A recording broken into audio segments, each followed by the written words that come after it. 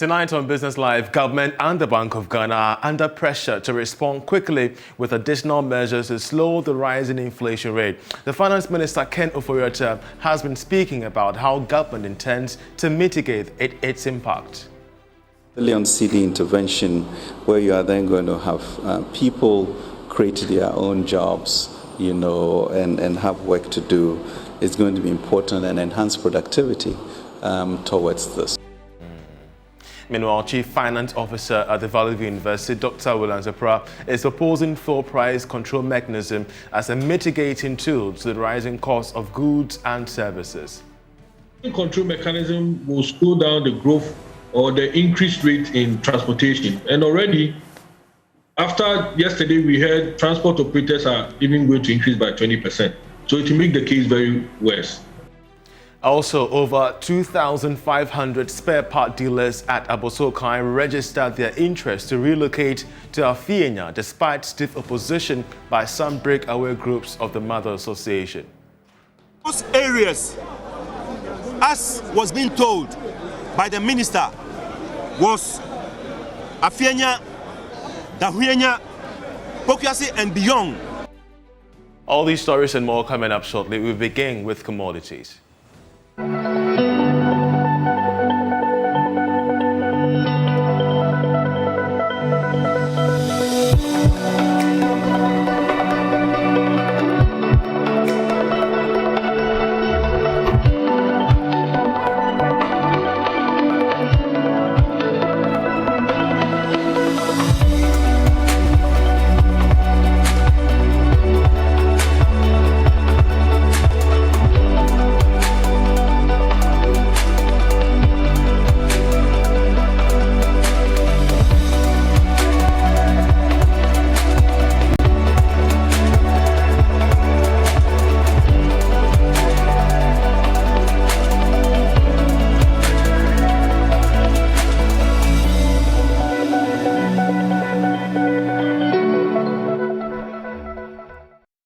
Tonight, government and the Bank of Ghana are under pressure to respond quickly with additional measures to slow the rising inflation rate. This is after the April 2022 figure hit 23.6%, the highest in 18 years.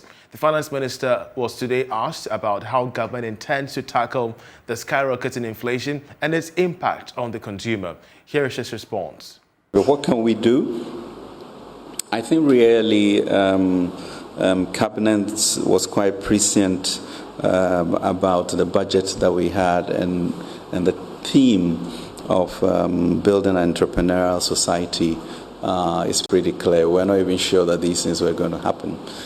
So the 10 billion CD intervention, where you are then going to have people create their own jobs, and have work to do, is going to be important and enhance productivity towards this. Because imported inflation, what are you going to do about food, fuel, and financing from out there? The question is whether you can get our people working, whether our people can be more productive, so that we move towards, an environment in which lives and livelihoods are protected, but people are in control of their destiny. Because we just have to deal with a new world order, and the tail of these things are usually long. The COVID tail is long. Now the Ukraine war is also going to affect that. So yes, we need to find a means of bringing skills, technology, and appropriate financing. Because we just have to deal with a new world order, and the tail of these things are usually long. The COVID tail is long. Now the Ukraine war is also going to affect that.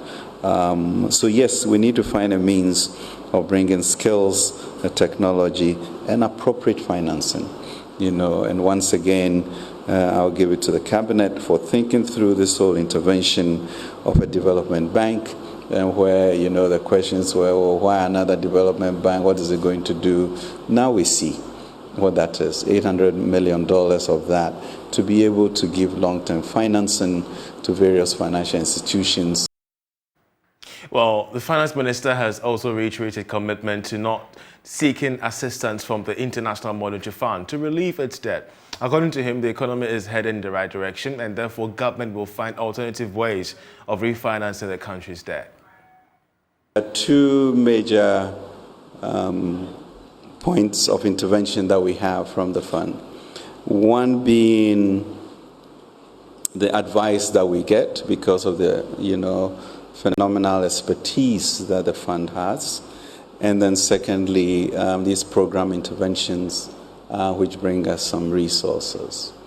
I think if you see from the budget that we constructed for 2022 and the subsequent announcements that we have done, clearly the issue of Ghana having the capacity to think through the consolidation exercises and also discipline itself with regards to the 20-30% cuts, etc., that we have shown, clearly a direction that I guess even in a sense the fund may be hesitant to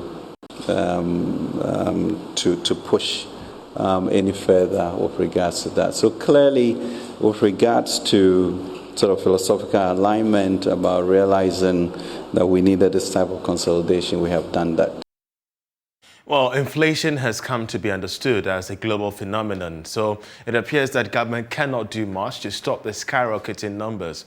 But speaking earlier on the marketplace, the Chief Finance Officer of the Valley View University, Dr. Williams Opera, said government should introduce a full pricing control mechanism as well as cut down expenditure to manage the situation. The main element, which is the driver, according to the government statistician, is transport. So transport went as high as 33.5%. So in a way for government to be able to control this element, what I'm going to propose may be something against what we normally do, but this is what must be done when a country is experiencing a high sky inflation in the country, which is affecting the livelihood of Ghanaians. So the first proposal which I am putting on the table is that government may have to look at this fuel pricing control mechanism. I'm proposing that we may have to be thinking also under price control in terms of fuel pricing. Can government be able to come in for a while, as they did when it happened until December, to bring some mitigation measures? Because the pricing control mechanism will slow down the growth or the increased rate in transportation. And already, after yesterday, we heard transport operators are even going to increase by 20%. So it will make the case very worse. So once we are able to control the transport sector, it will have a ripple effect on food. It also have a ripple effect on even the housing sector, which also went up, water and electricity, because all of these areas rely on fuel. So you look at it critically, government may have to come in and probably come in with a pricing control mechanism for a while, because that is a measure of controlling inflation. In terms of the monetary side, inflation simply means as a country, we are spending more than we produce our goods and services. So government may have to also look at a way to reduce the spending activity in the country. First, government may have to check its own spending. When government does that, the impact is that government will have to revise its growth rate that they have set for 2022.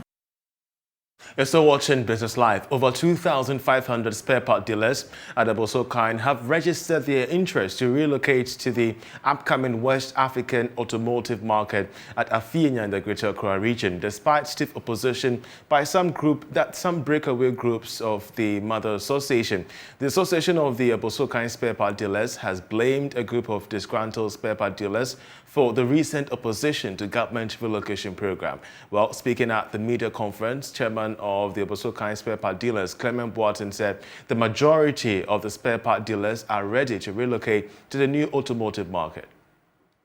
Shops and then workshops and then vehicle sales centers, financial institutions, one-bedroom facility, hospital, police station, supermarkets, a railway line to transport our goods from Tema to the site, stadium, schools, restaurants, and then custom-bonded warehouse. 4, that the proposed areas, as was being told by the minister, was Afienya, Dahuenya, Pokuase, and beyond. But the minister made us to understand that the available land now, as at that moment, was Afienya. 5, that the message was conveyed to our members in one of our general meetings to solicit their views on the project. There was an overwhelming support from our members. That soon after that meeting, the shop owners started to express their displeasure about the project. We have had several meetings with them and has assured them that nobody is going to be forcibly ejected from here. But they seem not to be satisfied and have decided to kick against the project.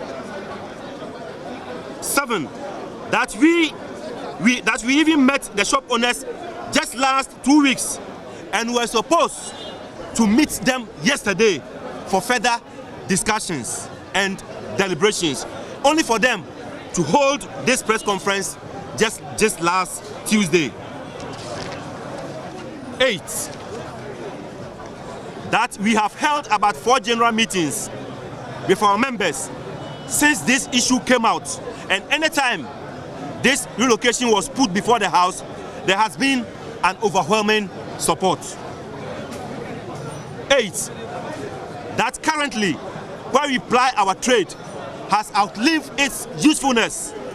The security situation is bad. Sanitation is not the best. Pilfering is at its highest order. And that is the co-chair of the Abosokan Spare Part Dealers Association there. Well, there is a protracted standoff between traders and management of the KGTR market in Kumasi over the payment of charges for owning stores at the facility known as Market Premium.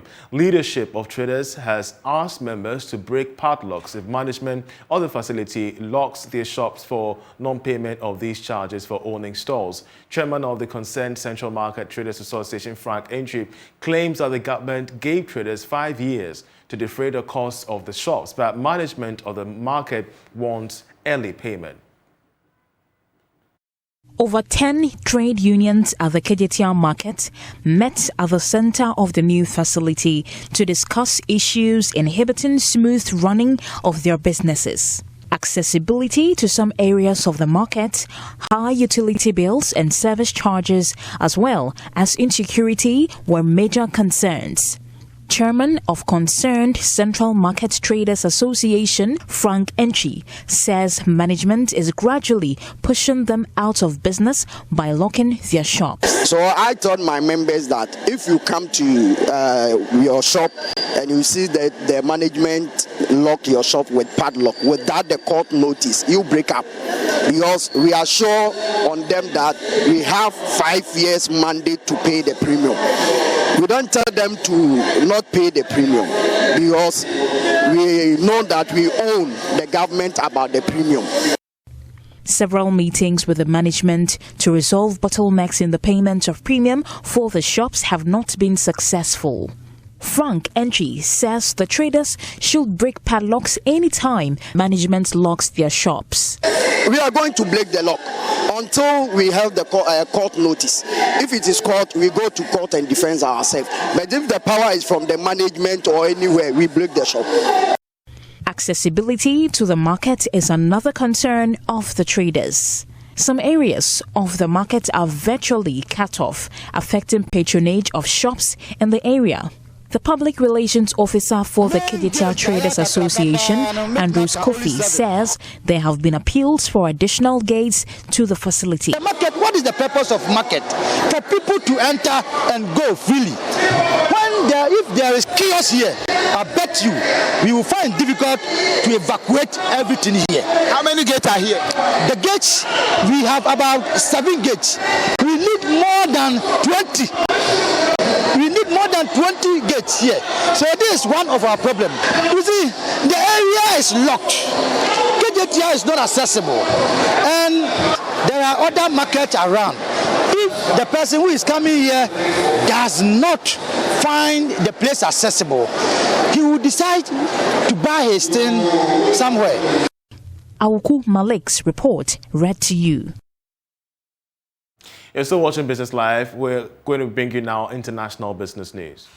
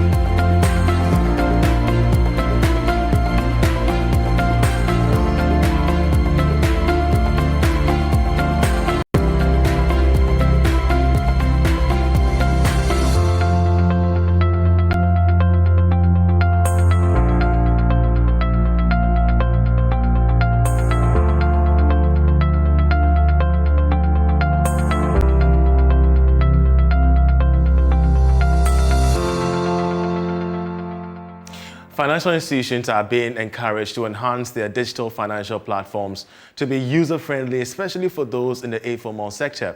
Now, this is because the digital financial solutions have become critical to Ghana's financial inclusion agenda and the growth of the local SME sector. Prince Appiah has been speaking to the head Digital Financial Services and Sinapiaba Savings and Loans Limited. Here's his report. SMEs and businesses, especially in the informal sector, have become the focus of financial services solutions in recent times. This has seen a continuous upgrade of digital financial platforms as a result to bridge the gap. Head of Digital Financial Services at Sinapiaba Savings and Loans, Kwekwe Champon, says the changing faces in digital financing is critical for the growth of the SME subsector. This changing phase of digital has been really important to the banking sector. Changes can be disruptive, yes, but for every change that you do make, especially for a digital solution, I think it has to be built with a customer at the core center. So we call something customer centricity. So for instance, here at Sinapiaba Savings and Loans, we have the majority of our customer base in the informal sector. So for every solution that we do build, we make sure that it serves the interest of the customer.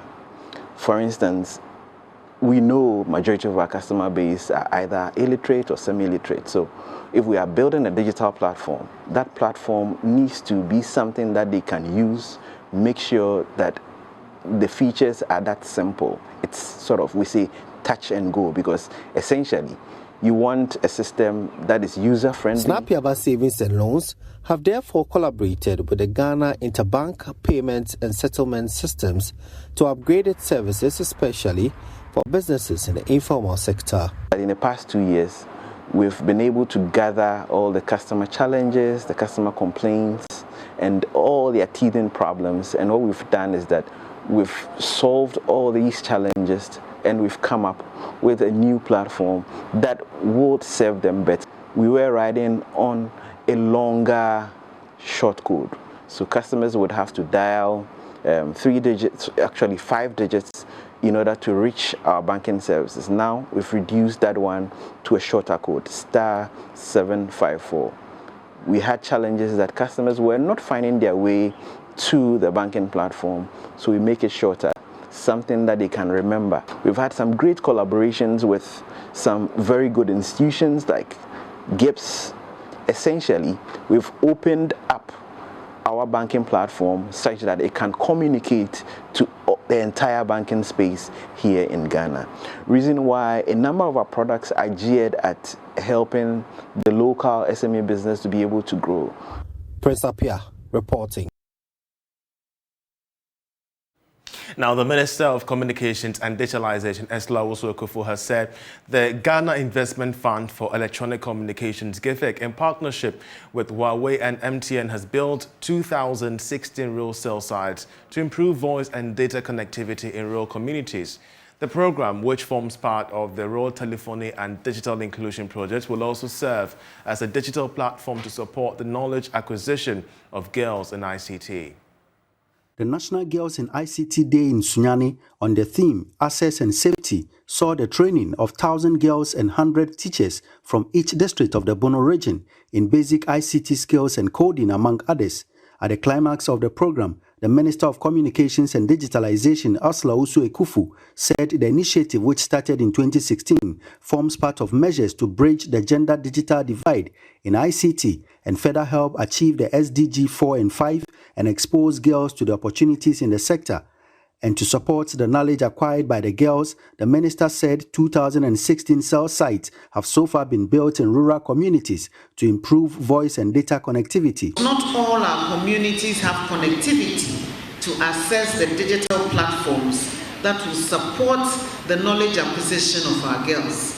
To address the access issue in Ghana, the ministry through GIFEC is implementing the Rural Telephony and Digital Inclusion Project, which is constructing 2,016 rural cell sites for voice and data connectivity nationwide. Since November 2020, 758 cell sites have been built. We intend to finish and connect all the 2,016 sites by the end of next year. The special cell sites that were built were developed specifically by Huawei to meet the demands of our rural environment. We've also introduced national roaming on this rural telephony network so that by activating roaming on your phone, you will pick up the strongest signal available on any network in that area. To sustain the program, she urged some key stakeholders to develop continuous learning activities to build on the knowledge acquired by the girls. We want to partner parents, guardians, teachers, faith-based organizations, and traditional authorities to guide our young ones on the proper use of online tools as they develop their ICT career paths to contribute to national development. I encourage the Regional Coordinating Council to take ownership of the program and develop continuous learning activities that will build on what these girls have been taught. I also urge the Regional Education Office to ensure that coding clubs are established in all their schools to encourage the girls to deepen the skills they have acquired and to transfer them to their peers. The overall winner of the Girls in ICT competition in the Bono region, 14-year-old Hawau Umoro from the Banda Islamic School, took home 3,000 cedis, a laptop, and the establishment of a computer lab for her school. She envisaged the impact the training would have on her future career. I have always wanted to be a nurse.